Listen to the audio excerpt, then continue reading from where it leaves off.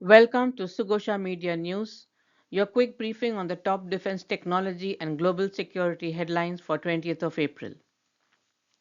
India's defense modernization is taking a decisive indigenous turn as the army shelves the Stryker deal in favor of the homegrown WhAP platform for future amphibious combat needs. Maritime capabilities are also evolving, with INS Taragiri and advanced maritime spotter drones contributing to an emerging autonomous sea-sky security network. Strengthening economic resilience at sea, the government has approved the Bharat Maritime Insurance Pool with a sovereign guarantee of 12,980 crore rupees to ensure uninterrupted maritime coverage, while a high-level review led by the Ministry of Defence assesses the volatile situation in West Asia and India's preparedness. Indigenous innovation continues to surge, with VEDA Aeronautics developing transport-launched swarm drone systems, NeXorbi Aerospace unveiling the NX Phantom X9 ISR UAV, and WHEM Technologies advancing its ISTAR drone chaser to boost surveillance and precision targeting capabilities. Globally, tensions remain high as Iran engages a tanker in the strategically critical Strait of Hormuz using fast attack craft, raising concerns over maritime security. China has upgraded its CJ-10 cruise missile to a 2,000-kilometer range, significantly enhancing the PLA's long-range strike capability and reinforcing its strategic deterrence posture. A look at the news in detail. Indian Army abandoned plans to procure the US-made Stryker armored vehicle because it failed to meet critical operational requirements, particularly amphibious capability, and instead shifted decisively towards indigenous solutions such as the wheeled armored platform. A crucial factor behind the rejection was the Army's strict requirement for amphibious capability. Wheeled infantry combat vehicles must be able to independently ford water bodies like rivers and canals without relying on combat engineering support. The Stryker, while proving in other theaters, does not meet this amphibious requirement, making it unsuitable for India's diverse operational environments, particularly in regions like Ladakh, where mobility across varied terrain is essential. Operational limitations are also played a role. The Army assessed the Stryker's design and performance did not align with Indian conditions, including high altitude deployment and the need for versatile maneuverability. This lack of suitability reduced operational interest in the platform, further reinforcing the decision to abandon the deal. Instead, military planners are now focusing on the indigenous wheeled armored platform developed jointly by DRDO and Tata Motors. Integrated with the Indian Navy's newest frontline frigate INS Taragiri, the maritime spotter drone is redefining the way naval forces perceive and respond to challenges at sea.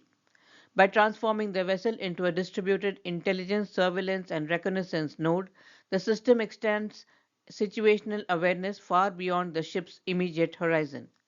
This integration enhances decision making at every level, ensuring commanders have the information they need to act swiftly and decisively. The operational reach of the vessel is thus magnified, creating a force multiplier effect that strengthens maritime security. The spotter drone's role is particularly critical in countering piracy, a persistent threat across key sea lanes. In operations like MV Ruin, the drone provides real-time intelligence that enables rapid interception and neutralization of hostile actors. Its ability to track and monitor suspicious activity ensures that illegal smuggling operations are intercepted before they can compromise national or regional security. By maintaining continuous vigilance, the drone supports the Navy's mandate to secure India's maritime interest against both conventional and asymmetric threats. The center announced the creation of a domestic insurance pool, Bharat Maritime Insurance Pool, with a sovereign guarantee of 12,980 crore rupees to facilitate continuous insurance coverage to all maritime risks, including hull, machinery, cargo, protection and indemnity, and water. The pool ensures that Indian trade continues to have access to affordable insurance for vessels carrying cargo from any international origin to Indian ports and vice versa, even when transiting volatile maritime corridors. With increased global volatility and geopolitical instability, maritime trade has been impacted with increased risk of losses for cargo and vessels, resulting in increased insurance cost and uncertainty in continuous availability of insurance. There is a high dependence of Indian vessels on International Group of Protection and Indemnity Club for P&I insurance covering third-party liabilities like oil pollution liability, wreck removal, cargo damage, crew injury and repatriation, collision liabilities, and so on. Accordingly, there was a need for a domestic maritime risk covering pool to maintain sovereignty and continuity of trade in face of withdrawal of coverage due to sanctions or due to geopolitical tensions. In the above backdrop, the government has approved formation of the Bharat Maritime Insurance Pool for Indian flagged or controlled vessels or vessels destined to go to or starting from India, backed by a sovereign guarantee. The pool would cover all maritime risks. The policy will be issued by insurers that are pool members using the combined underwriting capacity of the pool, which would be around 950 crore rupees. The pool will help to manage liability insurance locally, tailored to Indian shipping conditions and regulatory requirements, develop specialized marine underwriting, claims management, and legal expertise within India. A governing body constituted for this pool would oversee the formation and functioning of the pool. The rationale for providing a sovereign guarantee to the proposed domestic insurance entity is rooted in the objectives of strengthening self reliance, sanctions resilience, and ensuring greater sovereign control. The informal group of ministers headed by Raksha Mantri reviewed the current situation in West Asia and discussed India's preparedness as well as the future course of action during its fourth meeting at Kartavya Bhavan in Delhi. The Raksha Mantri termed the ground situation of the conflict as uncertain and volatile and emphasized on the need for India to remain prepared not only for de escalation but also for any renewed escalation. The IGoM was informed that despite a significant global supply shock, India has maintained adequate fuel stock position with active efforts to ensure uninterrupted supply. Currently, India has inventories of crude oil, petrol, diesel, and ATF sufficient for over 60 days of consumption, while LNG stocks sufficiently for approximately 50 days and LPG stocks sufficient for around 40 days are maintained supported by domestic production. To mitigate risk arising from heavy dependence on the Strait of Hormuz, the government has actively diversified import sources, securing crude, LNG, and LPG supplies from regions including the United States, Australia, and Latin America. Import requirements for April and May are largely secured, ensuring continuity of supply. The future of aerial warfare is increasingly defined by autonomous, high precision, and cost effective technologies, and the Air Force has taken a decisive step in this direction with the launch of the Air Dropped Cannisterised Swarm ADC-S project. Delhi based VEDA Aeronautics is developing advanced ADC-S drones for the Air Force designed for high precision, long range, that is greater than 500 kilometers mission from cargo aircraft. These AI-driven autonomous drones aim to boost standoff capabilities, turning transport planes into strike platforms. Tactical flexibility is at the core of the deployment strategy, centered on a palletized weapon airdrop system. This setup ensures compatibility with transport classes such as the C-295, C-130, and C-17. Precision lethality forms another key pillar, with the goal of achieving a circular error probable of less than 5 meters, ensuring surgical accuracy even in GNSS denied environments. Payload versatility is evident in each unit's capacity to carry at least 30 kilograms of munition, with additional space for sensors and other operational payloads. Autonomy and intelligence define the system's core, featuring autonomous navigation, search, detection, identification, and decision making capabilities. The project is being steered by the Director of Operations at Air Headquarters. Under the Make 2 procedure, the focus remains on indigenous design and development, requiring a minimum indigenous content of 50%. Successful development will lead to procurement through the Buy Indian IDDM category. The Indian Air Force is currently inviting proposals from Indian entities that meet specific criteria. Bangalore-based NeXorbi Aerospace is working on an advanced unmanned aerial vehicle designated NX Phantom X9, which is tailored for intelligence, surveillance, and reconnaissance missions. The company, positioning itself within India's growing aerospace and defense innovation ecosystem, is aiming to deliver a platform that bridges the gap between tactical drones and larger, more resource intensive aerial systems. The NX Phantom X9 is being developed with a focus on persistent ISR capabilities, enabling operators to monitor, track, and analyze dynamic environments with precision.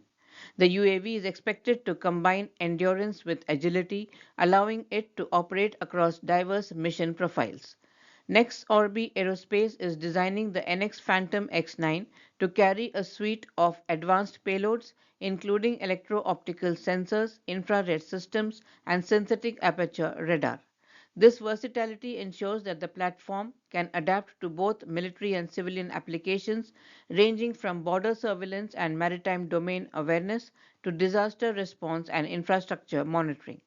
The emphasis is on delivering real time intelligence without the need for extensive ground based infrastructure. A key aspect of the NX Phantom X9's development is its integration of autonomous flight systems and secure communication links. These features are intended to enhance operational resilience, particularly in contested or remote environments.